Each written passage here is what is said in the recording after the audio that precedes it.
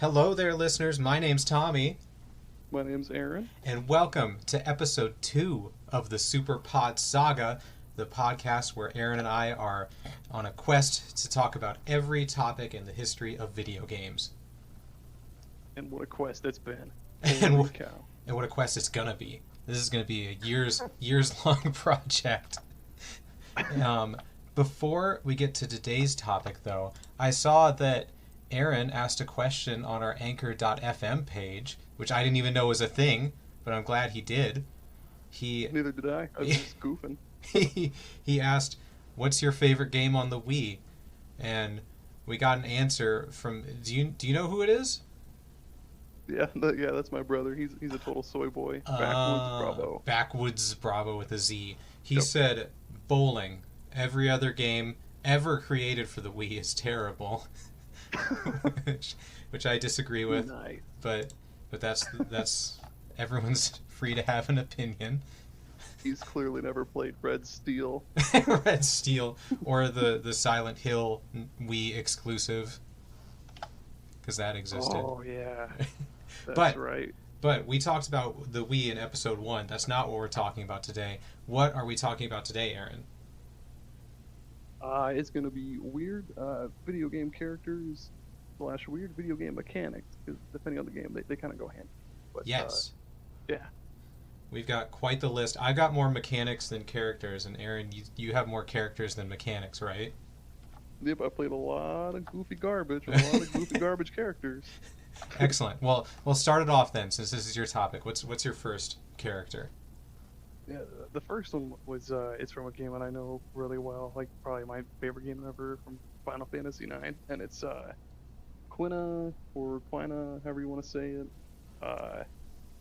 Don't know how you say it. It's totally oh man, it's just like a big chef with a big old frog tongue kind of looking maid. It's Kinda it's thing. so tough to describe. This is the exact character I had number 1 on my list for weird characters. Because Yeah. you told me to play Final Fantasy IX, and I finally did, and I really liked a lot of it. But like most of the characters are humans, just normal humans doing human things, and then there's this weird frog chef thing that talks in a weird way, and how does their mechanic work in battle? So Quina is what's is in Final Fantasy. There's what's called a blue mage, and like their gimmick is they copy the abilities of enemies. And in other games, it would be like there would be like a learn command, or like they would kill the enemy and get the ability. But Quina loves to eat food, so they just eat enemies and they learn ability. Yeah, they They'll just say try. like that tastes bad or something. Every other character is like, I'm gonna attack. I got different sword abilities. I can jump into the sky and pierce them from the heavens. And Quinn is like, Steal. I'm gonna try and eat them.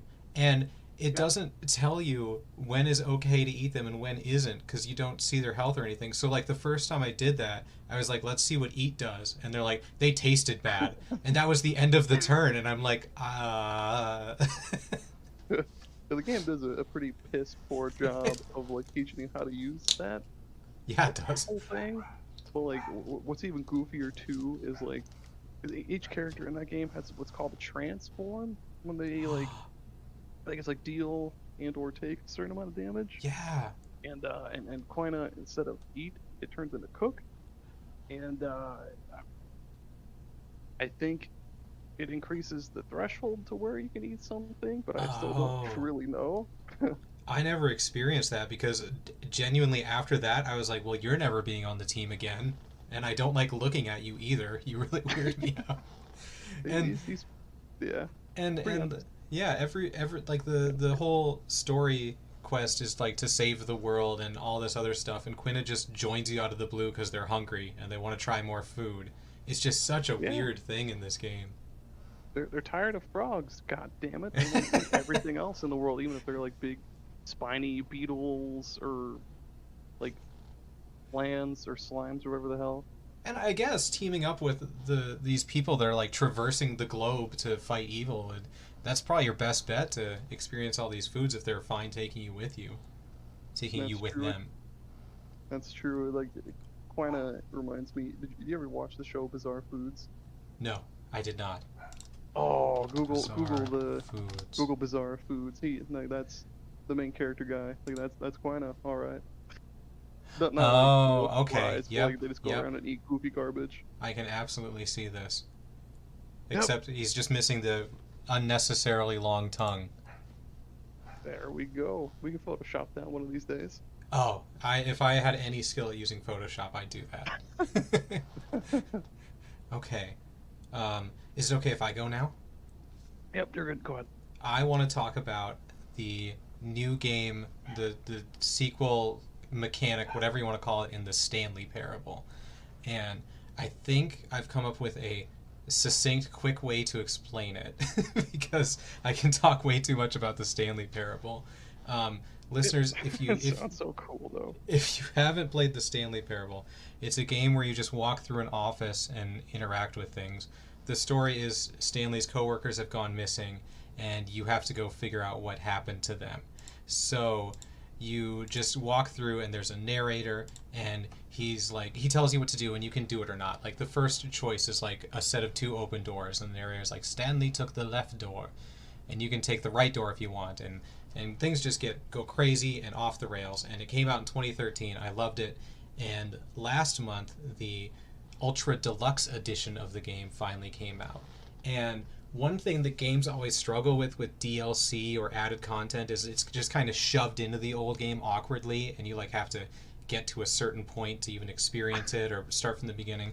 But the Stanley Parable, they like about an hour in, they just have a door with a neon sign that says new content.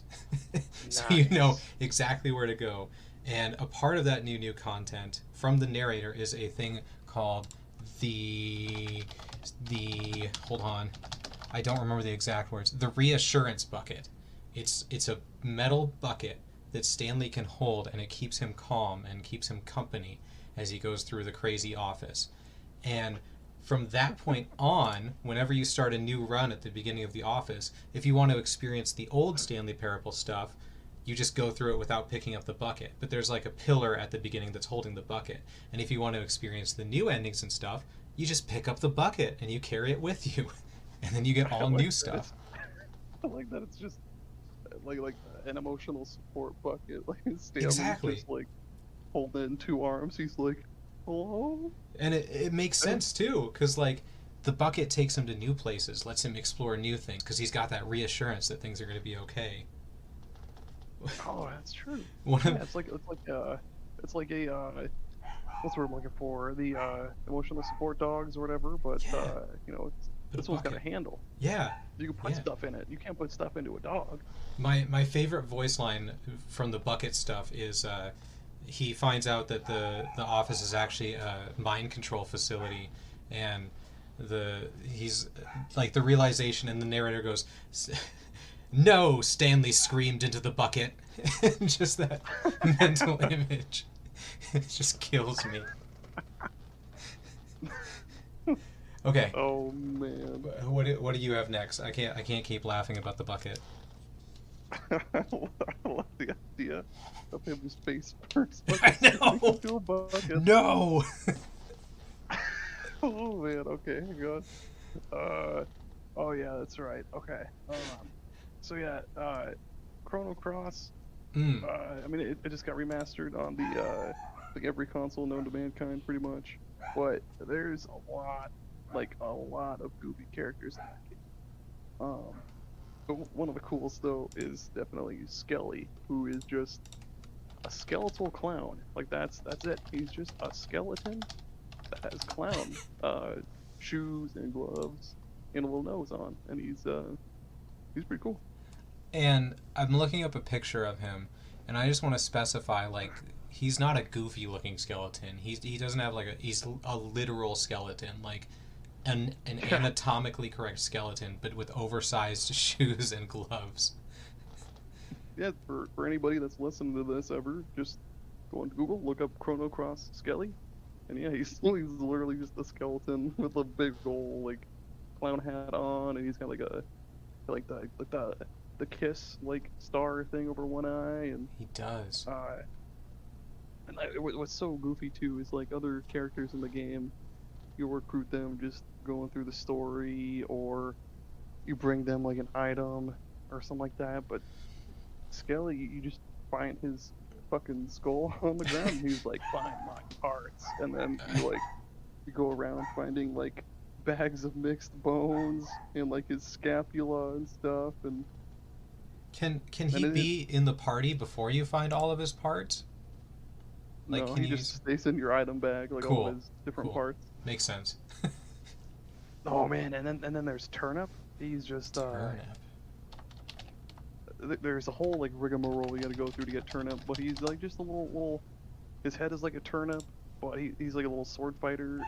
I don't know how to explain it, but He's got like he's awesome. he's got like Dragon Ball Z hair. He's got that anime hair, except it's a turnip leaf.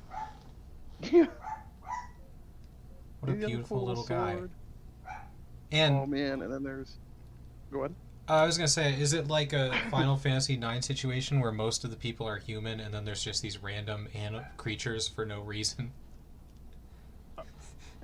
It's hard to say because there's a lot of like. I'd say it's actually about half and half. Like, half are like human, and then the other half is like there's some pretty goofy shit.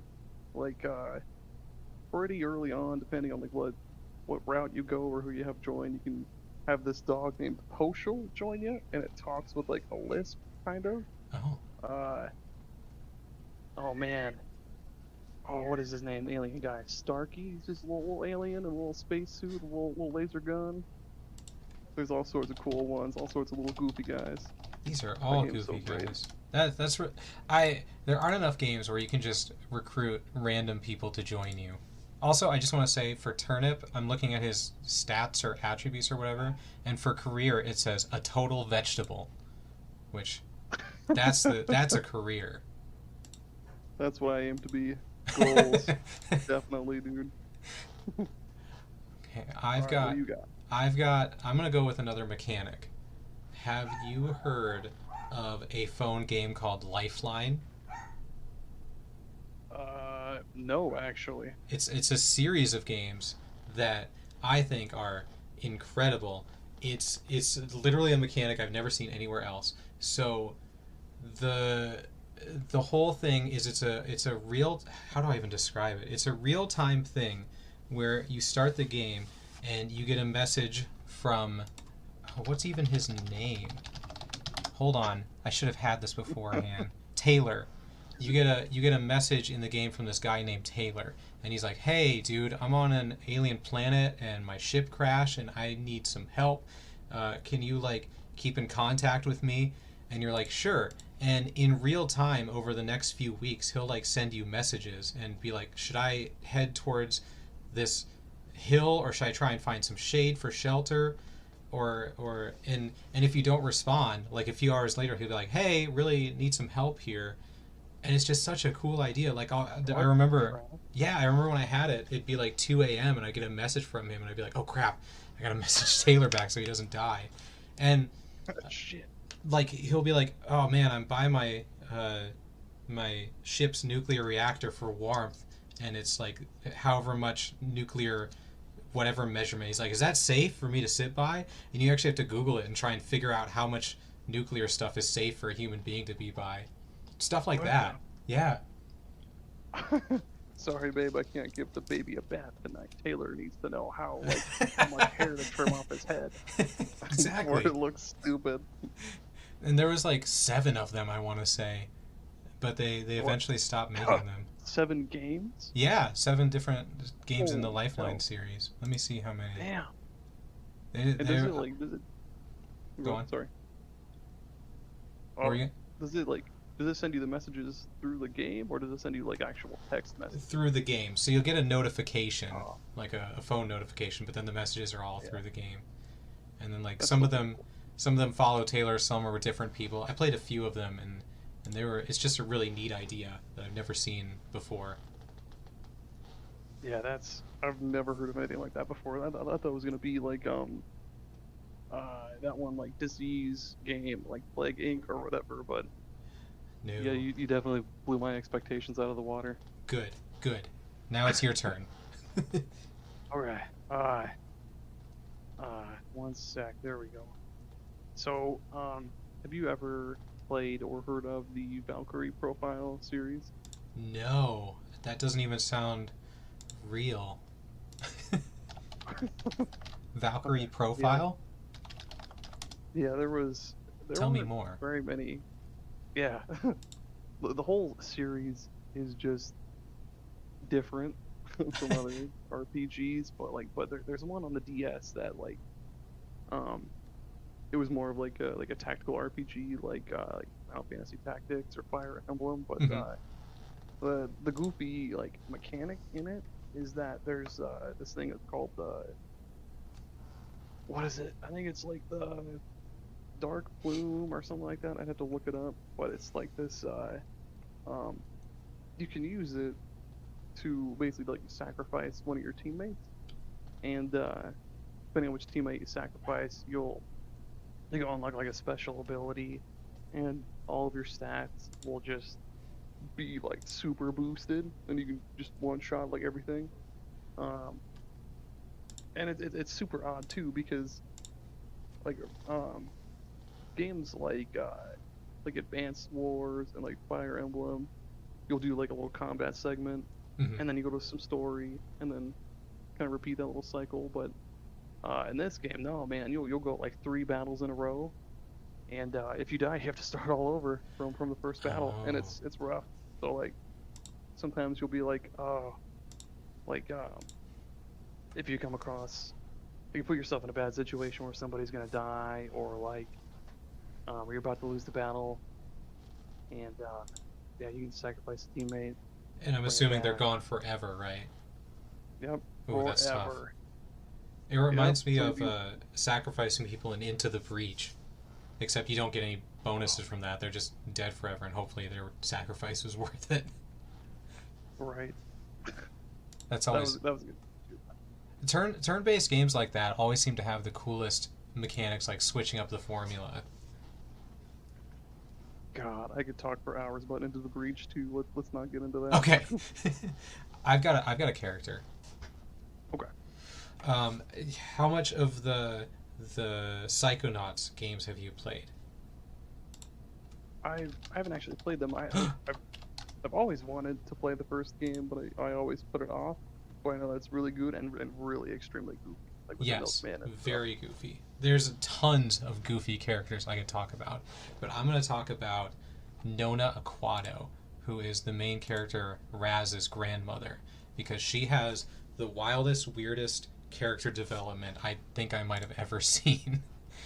So, the start of the game, she's just your grandma. She's really, really old, really small, and the Aquato family is cursed, where if they go near water, they die. Everyone dies in water, so they can't touch water.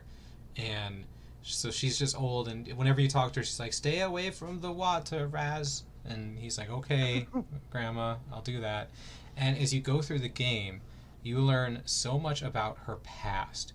You learn that she was born in a country, Grulovia, with her sister Marona, and eventually she gets psychic powers, and so she is one of the founding members of the Psychonauts, and she falls in love with one of the founding members, Ford Cruller, and she has to go back to her country of Grulovia, and she becomes the Minister of War for Grulovia, and they win the war, Fuck yeah. but then everyone is mad at the leader of Grulovia, and they're holding Damn. protests and stuff, and he's like, "Get rid of them, make them go away." So she makes it rain because that's her power, is over water. And he's like, "No, like really get rid of them."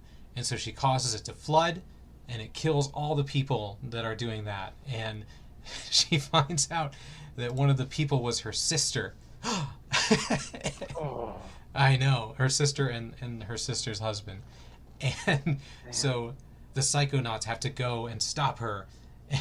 All of and so they go, and the Ford Cruller is too in love, he can't kill her, so he traps her personality inside her brain and alters her memory so that she thinks that she's her sister and that her sister's kids are her own, and so she raises them as her own.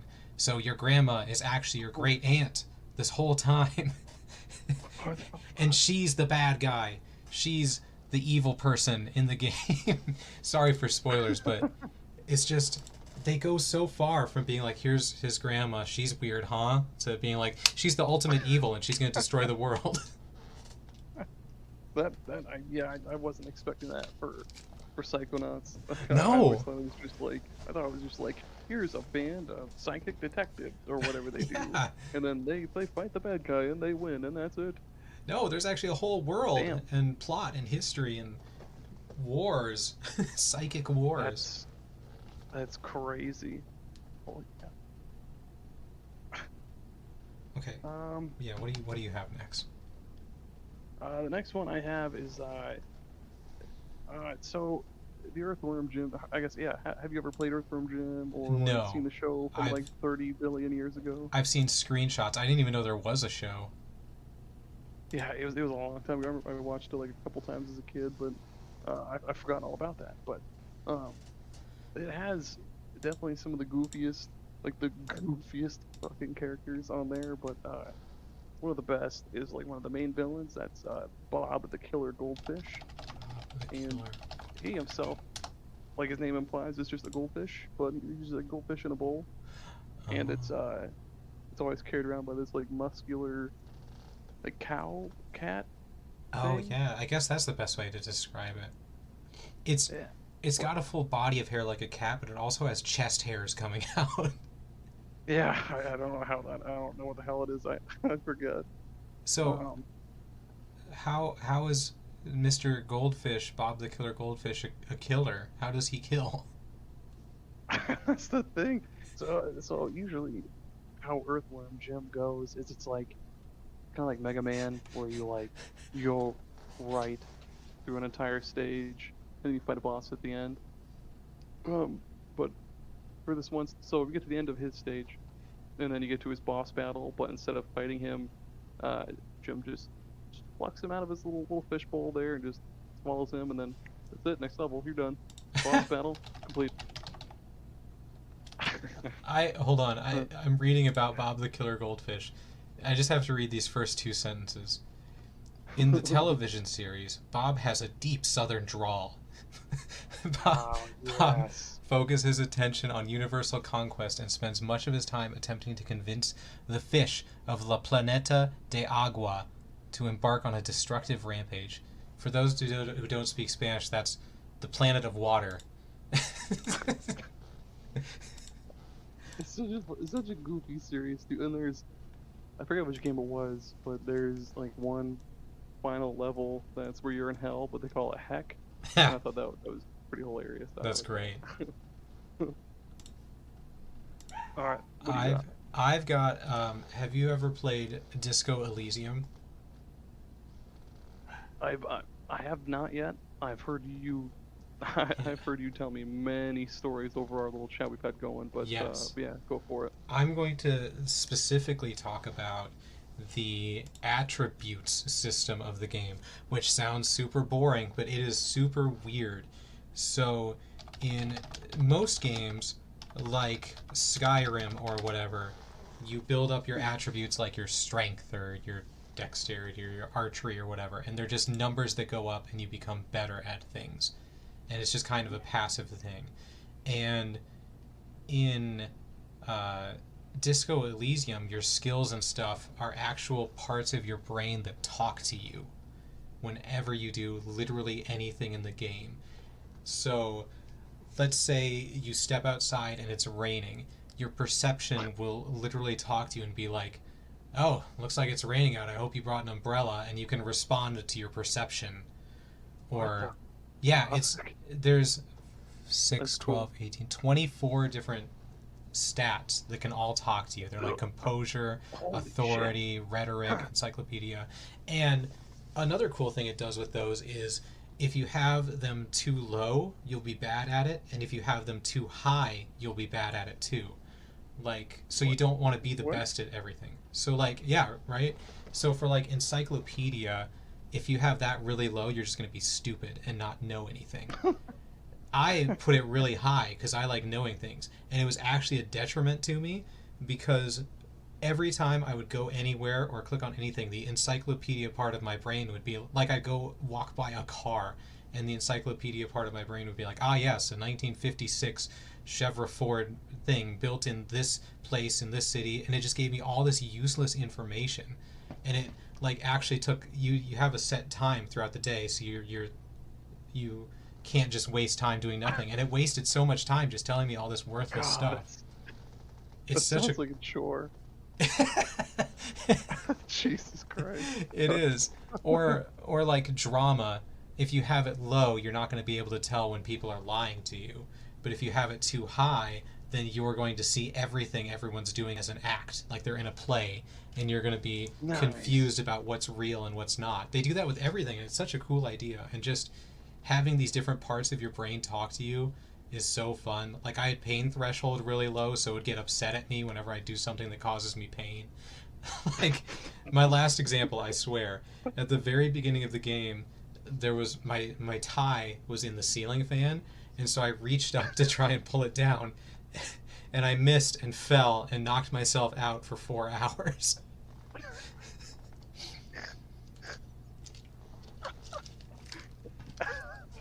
Holy shit. You do like 30 minutes. Holy Oh man, I need to play that. I hope that comes to like Game Pass or something soon. Right? I'm surprised it isn't. It's a perfect Game Pass game. 4 hours? Holy shit. Oh, it's good. I love that. I could have endless stories about it. Oh man. Oh man.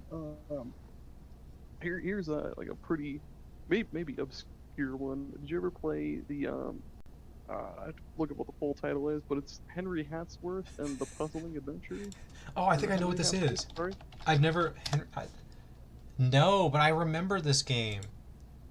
Yeah, it's wild because it's a platformer, but it's a platformer on the top screen.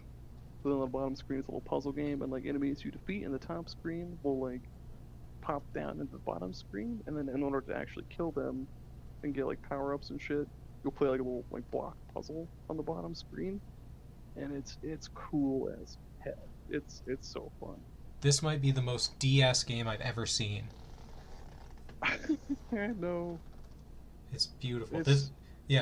I forgot all about the DS. There's probably tons of games we could talk about with weird mechanics, but this sums up weird DS mechanics. Oh man, yeah. Another one of my answers is another DS game that's just super goofy, but do Henry Hatsworth is. All right, so have you ever heard of the game Contact for DS? That's a very vague name. Yes. I remember reading this one in a magazine. It's so weird. I don't really know. I guess it would be an RPG if anything, but so what's weird is like the entire time, so the top screen always shows the professor in like a Super Nintendo like pixely kind of resolution on the top screen, and on the bottom screen you'll play as Terry, and it's more like what you would see on a DS kind of visuals. And yeah, you just go around this like island that you mysteriously washed up on or something. Or no. The professor. I forget how they find Terry, but you're on the professor's boat, and you go from like island to island, and you help him find pieces for his machine or something. But it's just the goofiest thing. It's rather than man, how do I explain it? Did you ever play Oblivion? No. Oblivion? No, my first one was Skyrim. Okay. Well, yeah. So rather than getting like skill points, or I guess accumulating XP and then leveling up, each of your like, I guess like attributes like your knife skill, your cooking skill, stuff like that will like go up as you use them. Yep. And it's just so weird. And rather than oh man, there's like a goofy like stomach system, or like when you eat food or drinks to like fuel yourself, like your stomach capacity can only hold so much. Oh. So like you can't eat or drink like a ton of stuff at one time, otherwise Cherry will get too full and you can't heal, and that's stupid. Uh, no, it's such a cool game, but it's weird. It's for Yeah, sure. that's again one of those. I didn't have this one written down, but I've got to talk about it now that we're on the DS tangent. Did you ever Oh yeah, play yes. Spirit Tracks, or what was the other Zelda on DS? Oh, it's on I the tip of my tongue.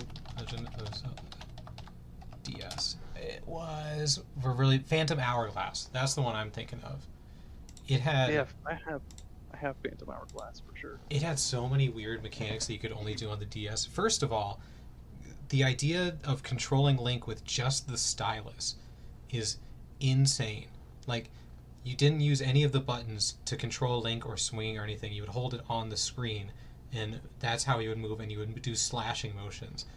That's madness that they decided to do that. And they had all these other random DS only things, like someone would be like, "Oh, here's the point on the map. If you just want to press it against your map, it'll transfer." And you're just like, "What? What do you mean?" And you have to close your DS and put it into sleep mode and open it back up because you're pressing the two maps together. Or What you'd the hell? you'd go up to a windmill that you needed to have blow to move something or whatever, so you'd blow into the microphone. Oh yeah. So, oh, and they had the flute. They had a pan flute that you would play by blowing into the microphone. Such weird things. Oh, that reminds me. I didn't write this one down either, but you've heard me rant about this one a lot. The Etrian Odyssey series, how you have to draw a map as you go through each lap. Like you yourself draw the map Oh as you yeah, like you draw like lines for like the walls, and you put like a little door icon in there. And you mark that's down cool. where traps and levers and junk are. And it's, yeah, That's that a stuff neat is idea. cool. I love that stuff. I've got one that I did have written down. It's an untraditional one, but it's weird. You just have to let me explain it. What's How much do you know about college football? Uh, I mean, I know that it's football of being played by people in college, and Yeah, that's about it. you got it. You got it. NCAA, right? Yeah, NCAA football. Okay. In the video games, and in real life, you have your regular season where you play games, and then when you're not playing games, you're trying to recruit high school students to join your team to come to your school. And so the process for that in the football games was each week you would have a set amount of time and number of phone calls you could make to high school students. And you would have Nice. actual conversations with them to try and figure out what they were looking for and to try and convince them to come to your team.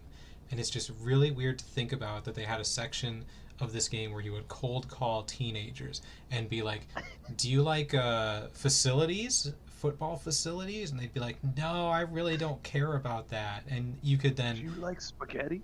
We have yeah, spaghetti. we've got spaghetti here, so much spaghetti.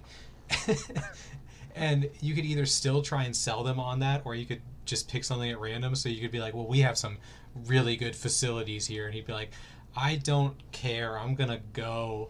Or you could be like, "We got a really good culture here. We got lots of good culture," and they'd be like, "Oh, cool! I love culture. Let me come play football for you." I love culture. It's just such a weird mechanic, and it was like my favorite mechanic in the game. I liked doing that. It was almost like a puzzle to try and figure out what each student was into and how to convince them to come join me. Oh, Was weird, was there weird. different like dialogue options like Mass Yeah, Effect and stuff like that? not like Mass Effect level, but it was just like there were like 6 attributes. It was like facilities, culture, accomplishments, national exposure, things like that. And so you could just pick Oh, that's cool. any of those to ask, and then you could pick any of those to pitch to them. So you could, even if you wanted to, like, let's say your team has 0 national recognition, you could still pitch that and be like, "We were on TV once last year out of our 16 games. How would you like to be a part of that?" And they'd be like, "That doesn't sound as good as you think it does." We were on a Fritos commercial. Yeah. Join us. Oh man. No. Did you ever play Final Fantasy X?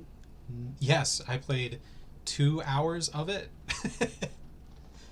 Okay. Awesome. Okay. You won't know about this then. Um. You don't know how So far I got. so yeah. Did you ever get to your first summon? I what it's called, the like bird thing? Yeah, I did. Okay. So, but normally, it's not about that one though. This one's called Oh, Yojimbo, and he's one of the Aeons that you get. But wait, his name's Jimbo? finally, Yojimbo, Oh, Yojimbo.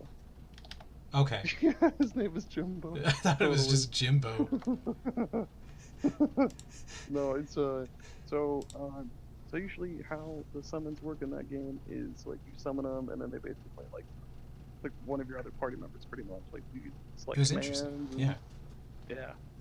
But Yojimbo, he ain't about that shit. You gotta pay him full hard cash for him to do like any real damage. Like, you gotta pay him shit tons of gil for him to be able to do anything. That's hilarious. It was so weird at the time because he's not one that you get through this, because most of the summons you get going through the story, but he was one of the like hidden ones that you could get, and you have to go pretty goddamn far out of your way. But yeah, it's wild. Like you can pay him, what was it? You could pay him like 200 something thousand gil, and he would insta kill everything if you wanted him to. Oh, Or wow. like, yeah, just stupid amounts of money. It's ridiculous. Even even the idea of the I actually, even though I only got 2 hours in, I thought that idea of summons was interesting because, correct me if I'm wrong, but in past Final Fantasy games, summons were just like these grand, giant, ridiculous attacks essentially that would just do a butt ton of damage and look super cool. Yeah. And in Final Fantasy X, you summon someone and they actually fight alongside with you. I thought that was super cool. I was like, oh, they did a little twist to the thing. And then I stopped playing Yeah. it. Yeah, it was a pretty sweet thing too, and they had their like the other characters you get, they have their like overdrive, like their special abilities and stuff, and like Aeon has that too, and it's pretty sweet. They're Yeah. just like other party members. You mentioned Mass Effect a little bit ago, so I've got to mention the weirdest character to appear as a squad mate in Mass Effect, in my opinion. Do it. So, backstory for the Mass Effect series is there's a species of sentient robotic creatures called the Reapers that destroy all life in the all advanced life in the universe every 50,000 years, and you're trying to stop them. And throughout your adventure, I'm giving them a big thumbs down. Those Yeah. guys suck. yeah, it's not very nice of them to do that. And No. throughout your adventure, you find oh no, what are they called? Prothean. You find Prothean artifacts, Prothean things. They were the last advanced species to get wiped out 50,000 years ago. And all that's left are their artifacts and their remains, their city remains and stuff. And then in Mass Effect 3, EA was like, what if one of your squad mates was a Prothean? And what if you paid us $10 to have him on your squad? $10. And he is. You find him, he's been in cryo freeze for 50,000 years. And Oh, so he's Yojimbo. yeah, exactly. Except you don't pay him money because money is meaningless to him because his entire species is dead. And That's true. there's another species, I don't remember what they're called, but they revere the Protheans as gods and like praise them and stuff, and you can bring him to one of those species and he just freaks out like, what are you doing here? Ah. He starts fangirling. Oh my god. Yeah. What a weird thing. Nice. I'm running out on my list. Do you have more? I've still got a couple. More. Okay. And this one's actually a mechanic. Do you remember the that one game on the GameCube, like the one of the few M-rated games, Eternal Darkness? Yes, I never played it because it was a scary game and I don't play scary games, but I read a bunch about it. Yeah, it's so that one was like, it was a really cool game for sure. Like probably the weird mechanic though is the what's called like the sanity meter, or just like the sanity in general. So like as you come across spooky fellas going through your grandpa's mansion or whatever, the main character will start getting spooked, and like they'll start to go insane, and when your sanity, or I shouldn't say sanity, you'd be in your so when your sanity meter just goes like off the charts, and like it's just all the way up, the game will just start doing the weirdest shit to you. Like it'll make it seem like your TV switched to like another input or something, or it'll make it seem like your the game restarted and your save file got deleted or whatever. Oh, that was one of It'll the like first turn the games to do that, or one of the, at least with like TV settings and stuff, right? Man, what a great idea. yeah, like it would turn the volume or it look like it was turning the volume all the way down on you. 'Cause like all those old TVs back in the day, they would have like the little like um those like green bars with the Yeah. volume and stuff, and it would just turn all the way down. There's all sorts of goofy stuff that it would do, but yeah, I thought that was pretty cool. You know, the more spooked you get, the more like the game actually reacts to it. That's a great idea. You mentioned it was an M-rated game, which it is. Did you know it was actually straight up published by Nintendo? Yeah. Miyamoto was why a it's so producer on it, weird. and Iwata. What? I didn't. Yeah. I didn't know that. That's cool. That's wild. Why don't they do that more? What the hell? Yeah, why don't they make more M-rated games? They should make it like a Mario, but M-rated, like The Last of Us, but Mario and Luigi. The M in Mario is like the M rating symbol. Oh, that's a stupid joke. That's stupid. God damn it.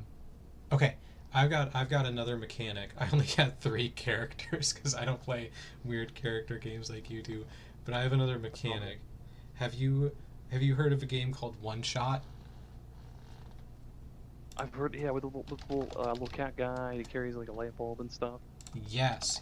It was an indie game that came out on PC in 2016, and I don't remember like anything about the story, but I just know that the whole idea of it was you only had one shot to save the world in the game. You only had one shot to beat the game, and when you got to the end, and whether it was a good or a bad ending, that's it. There was no way to go back to a previous save. There was no way to continue. Like if you closed and reopened the game, it wouldn't let. There was no menu options or anything. That was it. And I thought that's such a great idea, because usually video games don't have that kind of stakes. If you mess up, you can just go back to a previous save. But One Shot was like, no, Yeah. this is it. That's cool. I remember doing that a lot with, I think it was Fallout New Vegas. Like, I was like, that ending is stupid, and I'd reload my save and pick a different dialogue option, and they'd be like, oh, that's cool, man, yeah. And then it'd be I was always the opposite. I always felt like if I had a game with multiple choices, whatever my first playthrough was, that's what the story was for me. I couldn't imagine going back and seeing anything different, because I'm like, I already had these experiences. If I have different experiences, what does that mean for everything I did? I only recently changed that, because I used to be like, I played Mass Effect, why would I go back and try something different? Or if I did replay it, I would make the same exact choices again. I know, oh man, I remember my first time playing through those games, and I really screwed myself on the first game. What was it? It was some choice about the Krogan race, I think. And then the Krogan guy ended up leaving my party, or he died or something like That happened to me too. And then I was like, no, that dude was so bad. Because you would just run with a shotgun, blast people to bits, but then he was gone, and See, that sucked. I had the opposite reaction. What happened to me was, yeah, I made that choice, and he got mad and like pulled a gun, and I was like, mistake. So I killed him myself. I didn't have that attachment to him. I was like, good riddance. You don't just pull a gun on me, your leader. You're on the wrong part of town for this partner. You quick draw that motherfucker with a laser pistol. Yeah, exactly. Did I do the last one, or did you do the last one? Whose turn is it? I think we did one shot. I mean, you can go again if you want. That's all good. I've got one more that I have written down, unless something else pops into my brain. Go for it. I know you haven't played it yet, and it's Tunic. I played a little bit of it, actually. Oh, did you? Nice. Yeah, just a little bit of it. I love Tunic. It's an amazing game, and one of the neatest things in it is it doesn't tell you how to do anything in the game. It doesn't tell you anything about the world or controls or anything.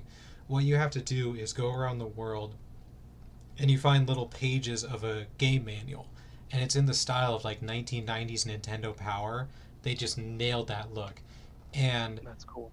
besides that, though, it's completely in a different language. It's in some alien made up language, so you still can't read it, but you can get context clues for how to do things.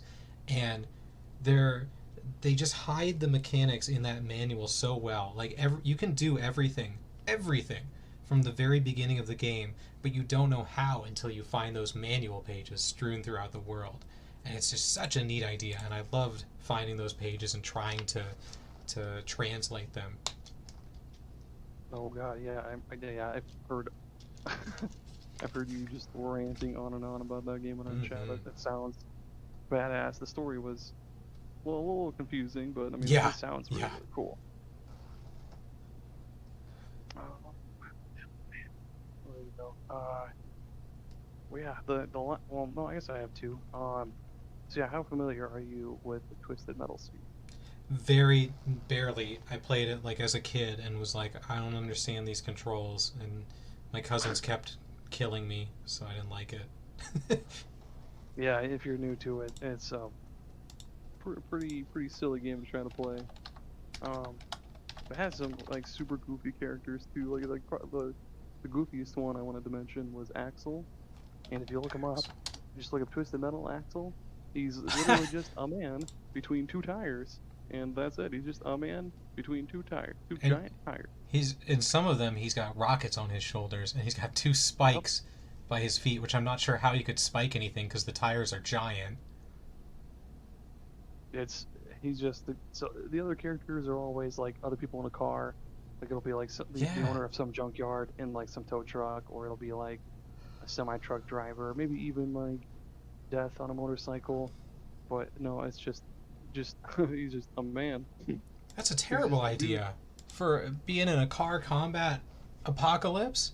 Why? He's so exposed. Yeah. I mean, unless you put like on some Kevlar or something, but even that's not going to help a car ramming into you. That's like a super 1990s design. Like if that was made today, it just wouldn't fly. But in the 90s, I'm sure it was like, yeah, cool, let's do it. Cowabunga, that radical. That definitely was Surge. Oh my god! And then there was I forget which game it was, but there's also one where one of the characters was like a leprechaun and a little like VW Beetle or something like that. Oh no! But that series has been crazy. Then you said you were out of ideas, or did you have any more? Just a random one I thought of. I've never played it, but and I want to stick to games that we played because those have better influences on us. But I gotta mention Death Stranding because it's filled with wild mechanics. But I'm only going to list one that I heard. If it's, I don't know if it's raining or whatever, but you can collect. I believe you can collect rainwater, and it turns it into Monster Energy drink, and you can drink that to give you some more health. And I remember, oh my god, I remember seeing all the little screenshots of the product placement of Monster Energy. Yeah, they had super high quality cans in there. It's and the little such a weird thing. Oh my god.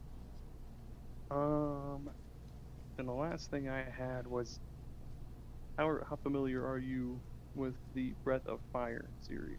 Thought you were gonna say Breath of the Wild, and I was gonna be like, yes. Oh no. No, I have zero familiarity with Breath of Fire. Alright, so with that one there's all sorts of different like I guess like species of characters that you can you'll come across and that'll join your party. Like in the second game there's like this dog thief man that joins you. Oh man, I already forget his name, but it's also in the second game. And there's this plant guy that joins you. One sec. Oh. Spar. There we go. Yeah, he's just a little.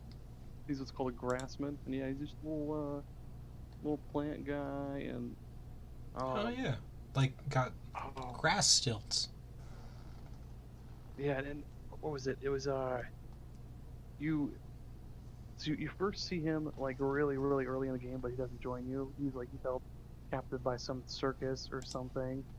Um, but then later on down the road, I forget if you like break him out or whatever. But yeah, like at the time, like when I first played that, that was on about on like the 3DS Virtual Console like forever ago. Oh, that was pretty cool. Little grass man. That was pretty sweet. Yeah, those JRPG game type games always have the best weird characters. Like the Western studios are like Skyrim has that guy that took the arrow to the knee. Ah, that's their weird guys. What was it? Yeah, then there'd be like Dragon Age. They'll be like, haha, they're all people except for this bald elf guy. Isn't he crazy?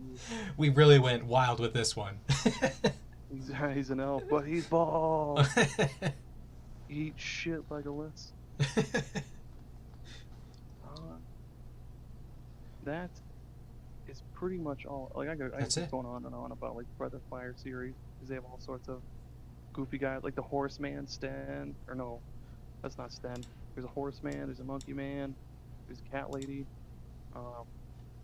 That's all I have. That's it. That's all there are no more weird mechanics or characters in all of video games. We have... Don't you dare try to prove us wrong. We have discussed them all. If you want to try to prove us wrong, though, reach out to us on Twitter and tell us of what weird mechanics or characters we missed, because you're not going to be able to find any. We talked about them all. That's true.